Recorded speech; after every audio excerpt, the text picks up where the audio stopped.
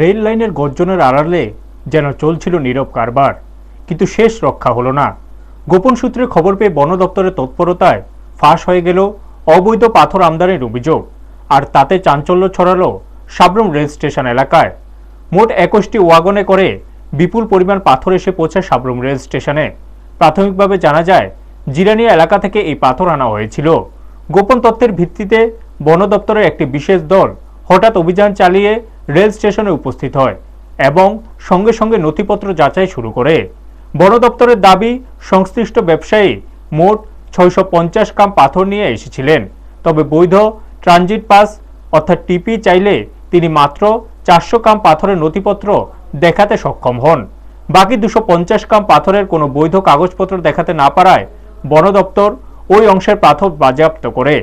বাজেয়াপ্ত করা পাথরগুলি মনোবাজার forest range অফিসে নিয়ে যাওয়া হয়েছে বলে দপ্তর সূত্রে জানা গেছে।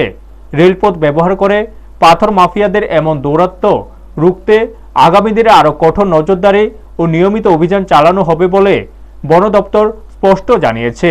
ঘটনাকে ঘিরে এলাকায় ব্যাপক চাঞ্চল্য ও আলোচনা শুরু হয়েছে। ব্যুরো রিপোর্ট, নিউজ তৎকাল 24।